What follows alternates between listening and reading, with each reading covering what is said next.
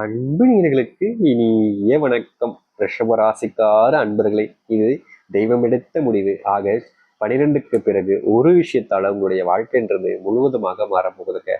அந்த அதிர்ஷ்டம் பெற்ற பிள்ளைகளாகவே இந்த ரிஷபராசிக்காரர்கள் வாழப்போகிறார்கள். இது வரைக்கும் கண்டிராத மாற்றங்கள் என்பது இந்த ரிஷபராசினுடைய வாழ்க்கையில ஒரு விஷயத்தால நடக்க போகுதுங்க.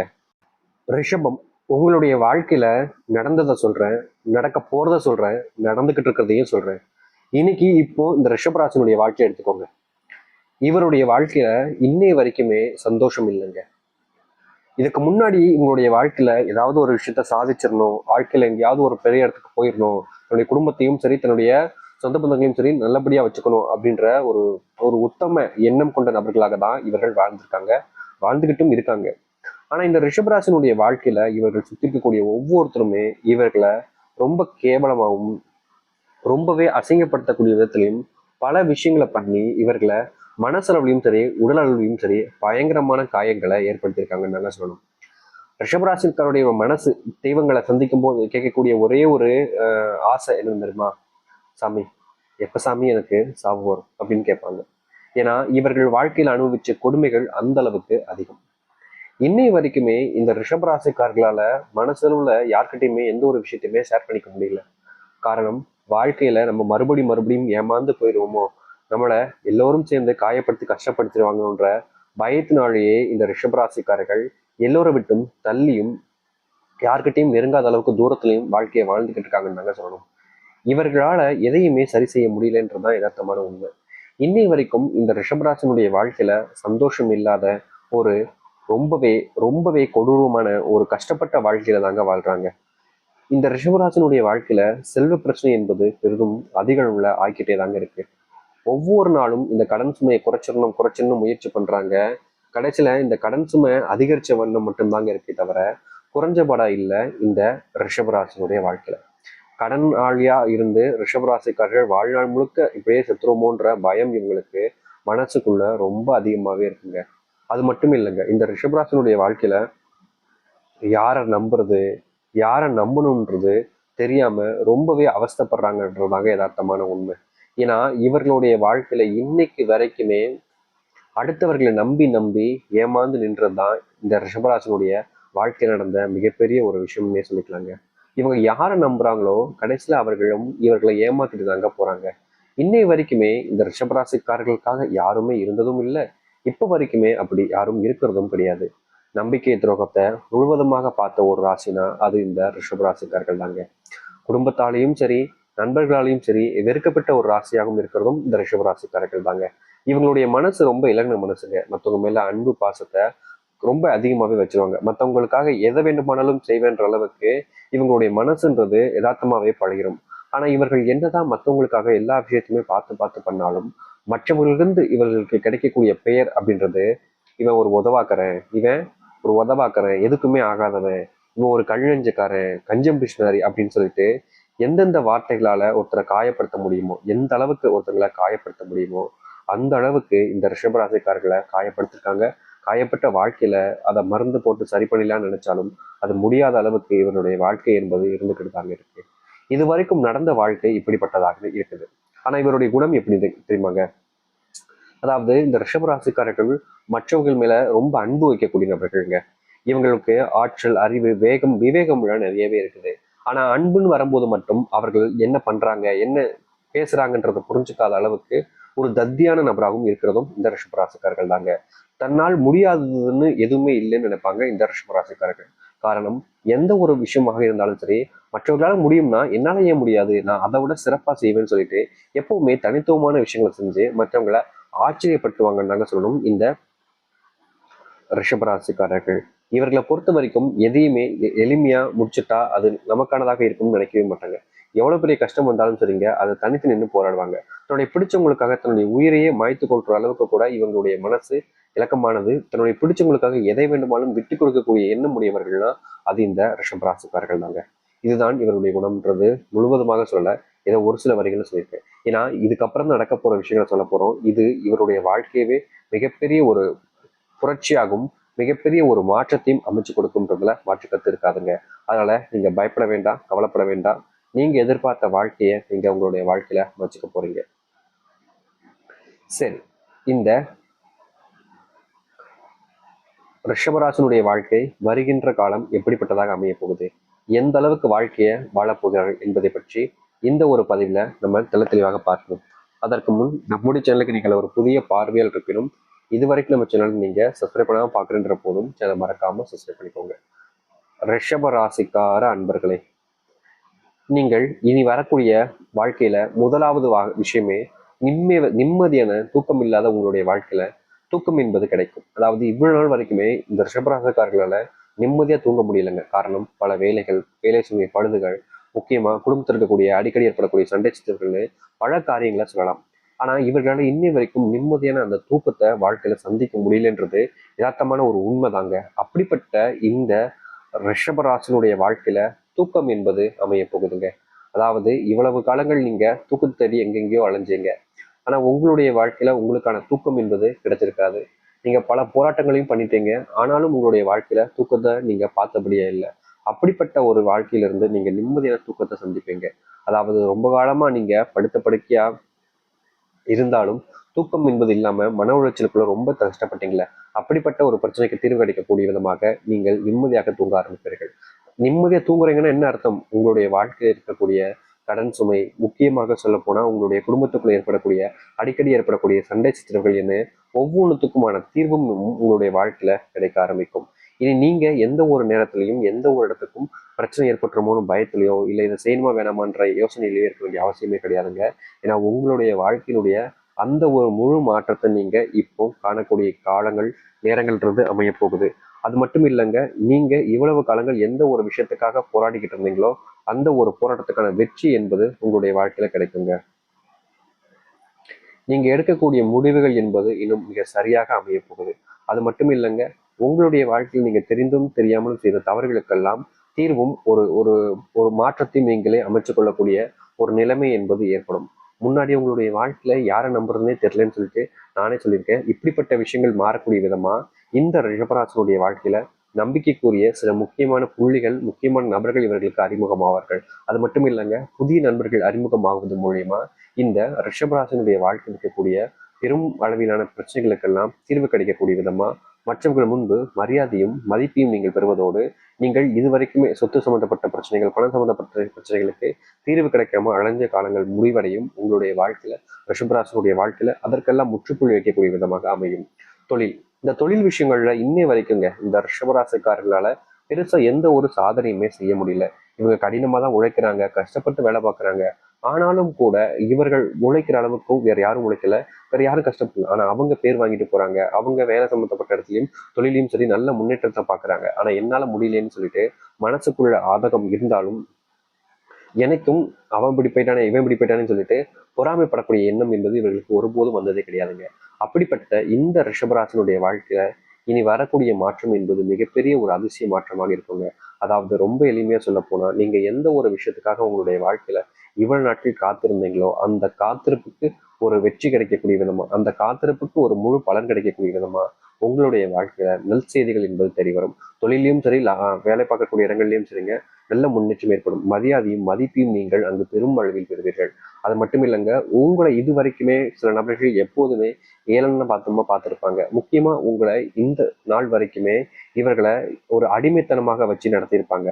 அப்படிப்பட்ட அடிமைத்தனத்திலிருந்தும் சரிங்க, உங்களுடைய வாழ்க்கையில மற்றவர்கள் முன்பு நீங்க யாருன்றதை நிரூபிக்கிற அளவுக்கு உங்களுடைய வாழ்க்கையினுடைய அந்த மாற்றத்தை நீங்க உங்களுடைய வாழ்க்கையில சந்திக்க போறீங்க.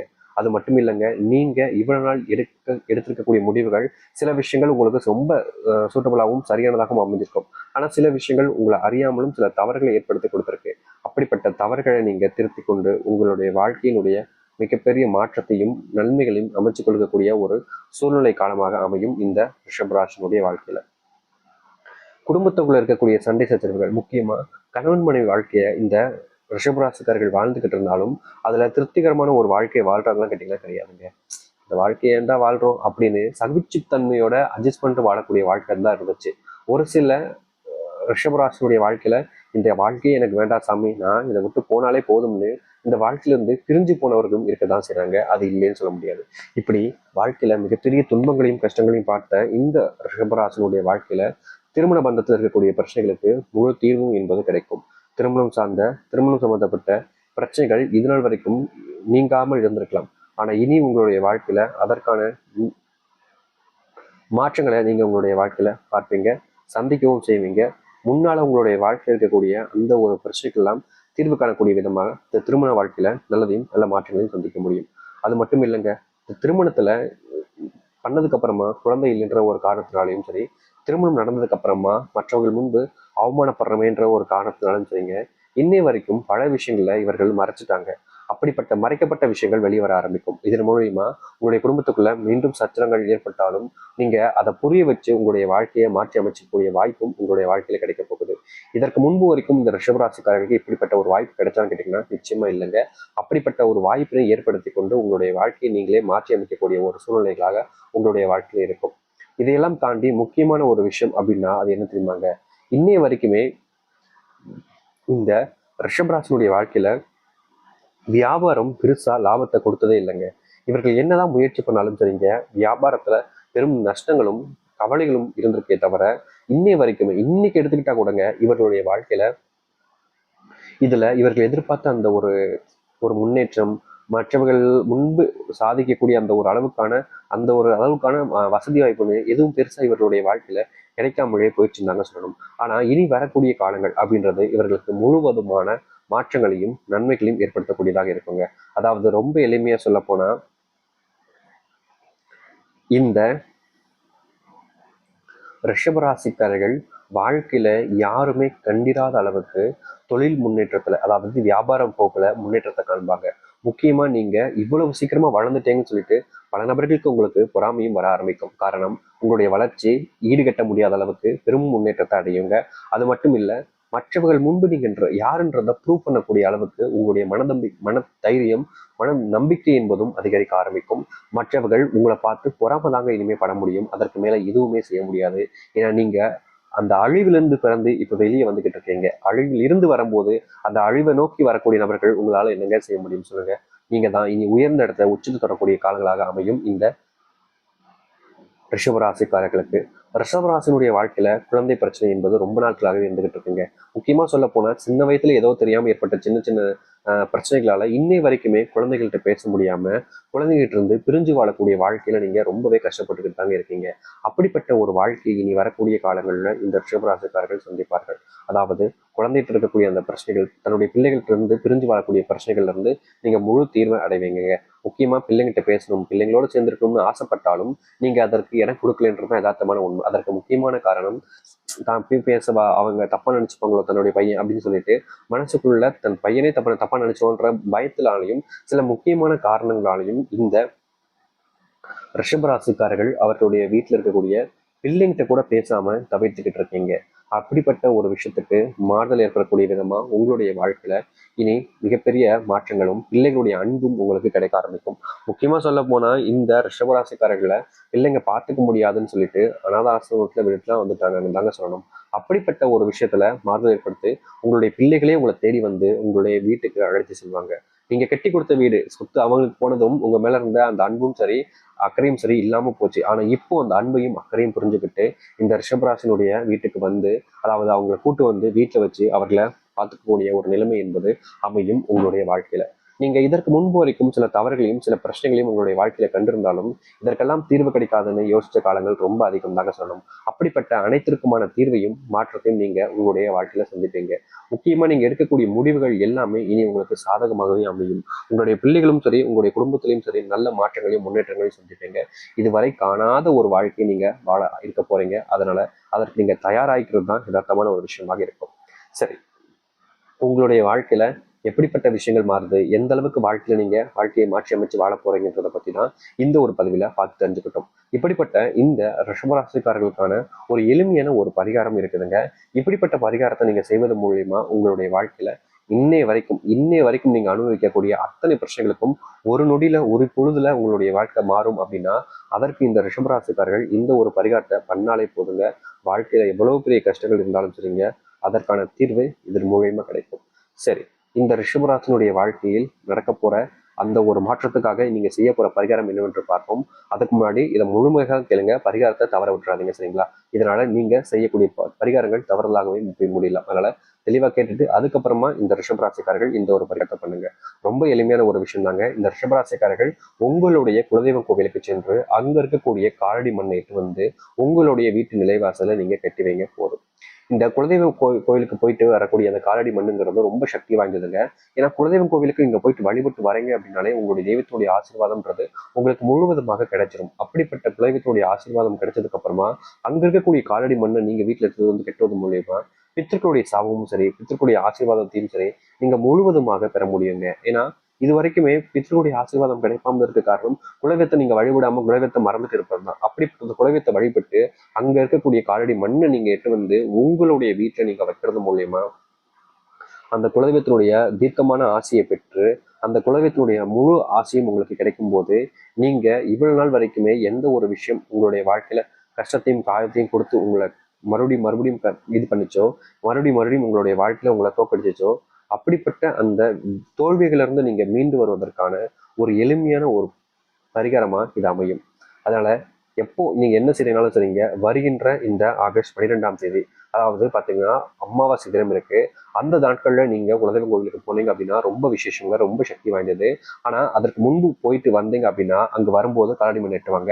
இல்ல அன்னைக்கு 12ஆம் தேதி நீங்க குலதெய்வம் கோவிலுக்கு அமாவாசை நாளுக்கு போயிட்டு அங்க வழிபட்டு வரீங்கன்ற போது மறக்காம நீங்க அங்கிருந்து ஒரு கைப்பிடி அளவுக்கு மண் எட்டுவாங்க. யாருடைய மண் இருக்காருன்னா கேட்க வேண்டாம், அது உங்களுடைய காலடி மண்ணாக தான் இருக்கணும்ன்றது கட்டாயம் கிடையாது.